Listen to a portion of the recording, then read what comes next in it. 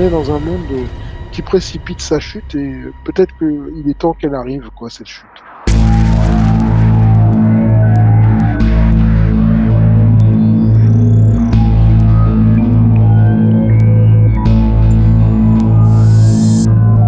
J'ai été dans des familles avec des pneumonies, avec des méningites, avec des tuberculoses.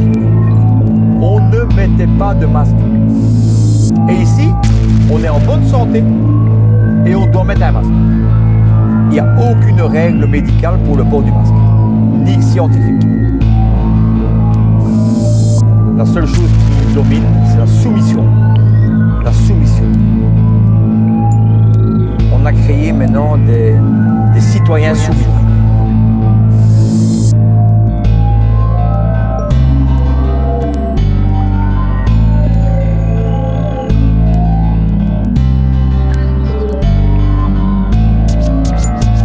J'ai écouté aujourd'hui, 20% des Français sont aujourd'hui en état psychologique difficile.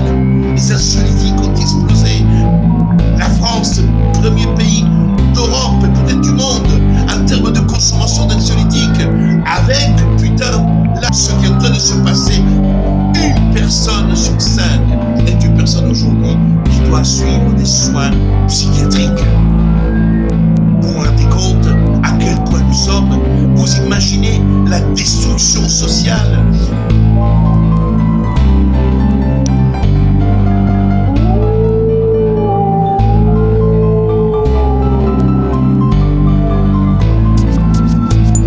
Ne leur pardonnez pas, ils savent.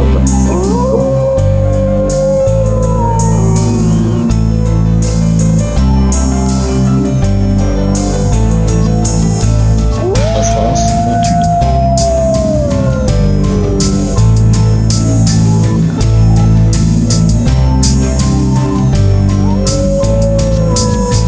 Tuez-les et sauvez du temps.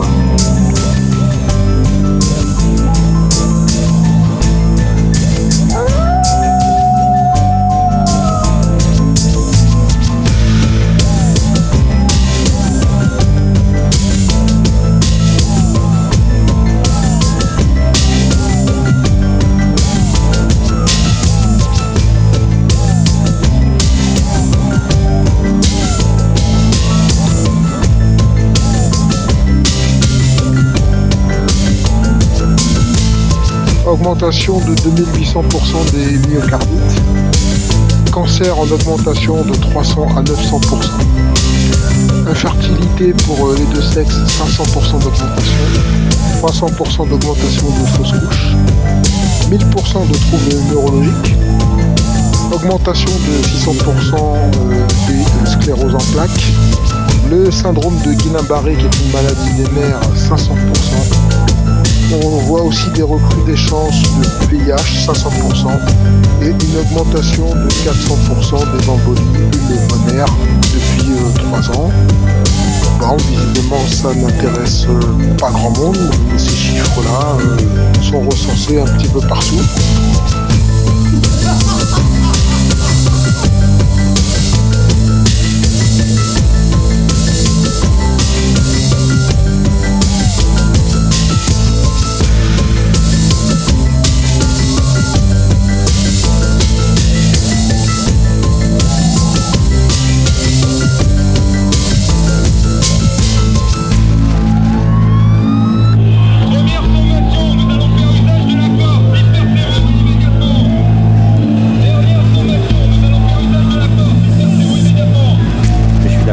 Sur le fait que malgré tout le moujon en redemandera derrière.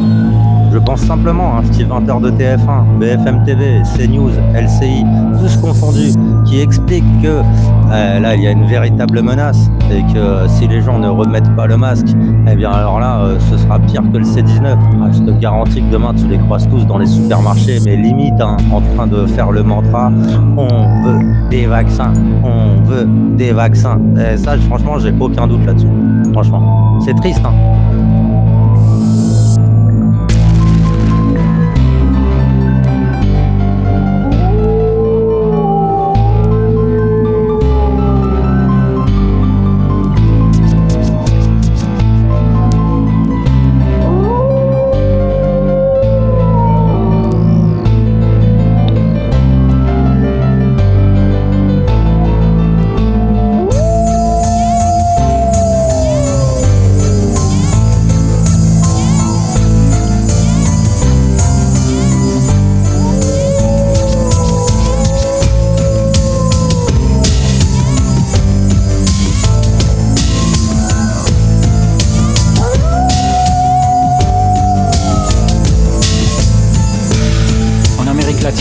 Espagne, en Italie et plus récemment les Anglais ont découvert qu'il y a de l'oxyde de graphène dans tous les vaccins.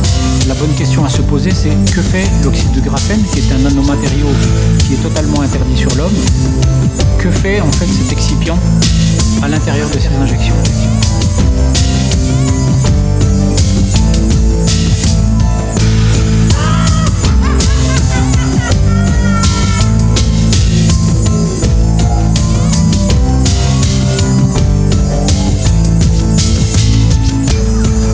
Les gens ne savent pas ce que c'est que le graphène. C'est déjà 6 électrons, 6 protons, 6 neutrons. Déjà 6, ça devrait faire réfléchir un petit peu. Je crois qu'on a un président qui nous a dit il n'y a pas longtemps, enfin il y a 2 ans, la bête est là. Oui, ça pourrait être là, je crois qu'elle est arrivée effectivement. Le graphène, c'est 100 fois plus solide que l'acier, 100 fois plus conducteur d'électricité que le cuivre. Voilà, tu comprends pourquoi ils en injectent dedans. Et alors, il n'y en a pas que le temps de graphène.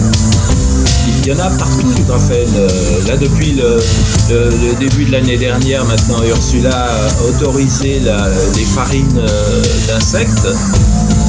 Les farines d'insectes qu'on retrouve dans les farines, dans les gâteaux, dans les biscuits, dans le chocolat, dans les plats préparés, on va les en mettre partout. Les insectes sont nourris avec du graphène.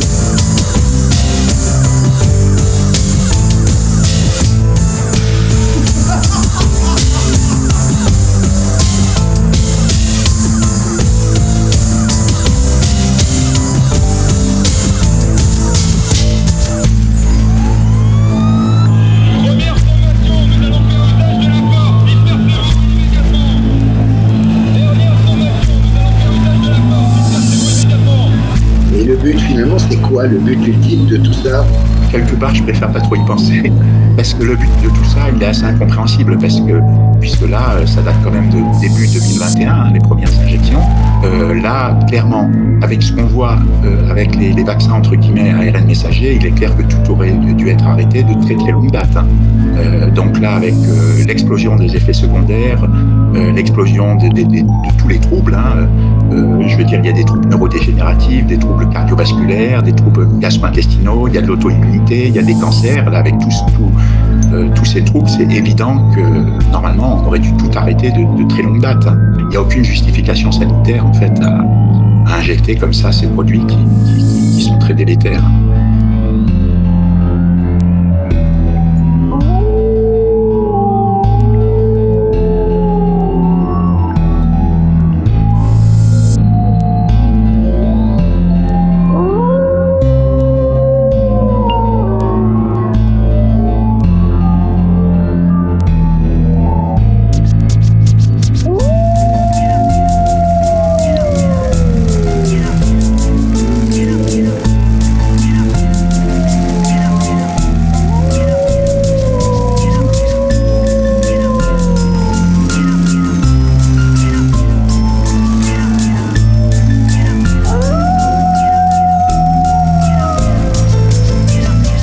Pendant 20 mois, les soignants, les pompiers et les professionnels de métier ont été suspendus, sans salaire, sans aucune aide, au mépris des droits les plus élémentaires, pendant que notre système de santé est à l'écoute.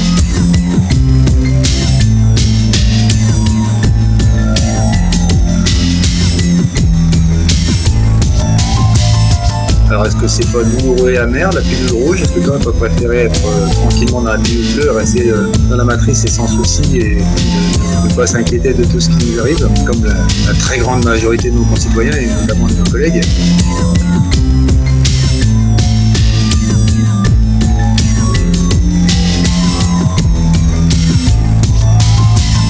Selon toi, donc, nous arrivons aussi dans le cadre du transhumanisme, si on en est là, parce que tu parles de graphène, tu parles de nanotechnologie.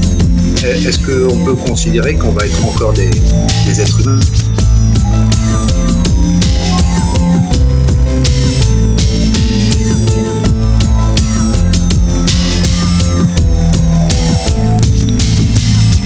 Nous avons connu des diagnostics de cancer que nous n'avions jamais vus 40 ans. Je songe à certaines formes de cancer du sein avec des marqueurs tout à fait inhabituels. Je songe à des pathologies de type cancer des voies biliaires fulminant chez des jeunes patients, ce que nous n'avions jamais vu également, et un certain nombre de cancers, on va dire du cerveau, pour ne pas compliquer les choses, dans des populations et en quantité qui nous paraissent tout à fait anormales.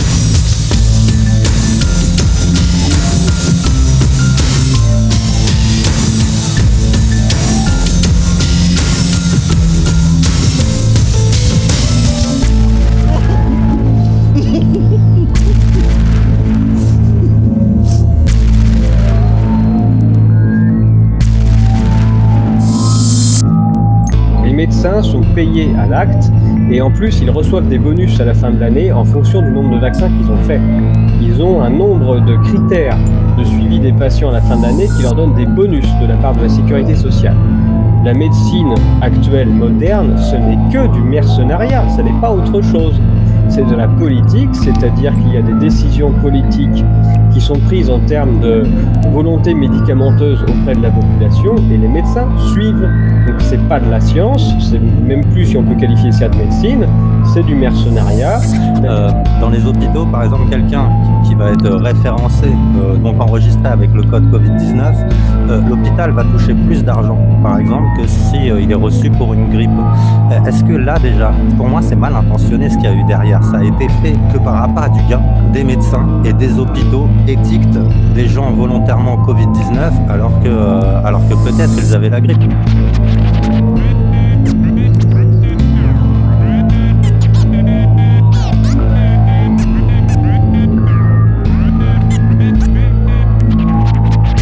Continuer de maintenir les masses dans une espèce d'incrédulité, dans une inertie mentale et politique, puis vous serez toujours sous le contrôle de BFM TV, d'LCI, France 24 et compagnie, quoi.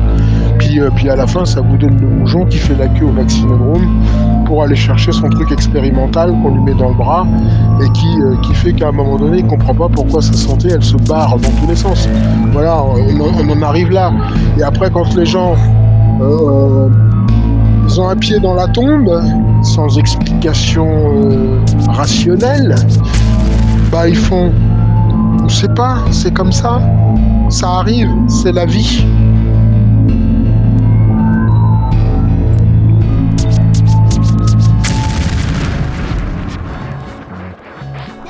Le genti che passeranno. Oh bella ciao, bella ciao, bella ciao, ciao, ciao. E le genti che passeranno ti diranno che bel fior. E questo è il fiore del partigiano. Oh bella ciao, bella ciao, bella ciao, ciao, ciao. Questo è il fiore del partigiano, morto per la libertà. Questo è il fiore del partigiano, morto per la libertà. Questo è il fiore del partigiano, morto per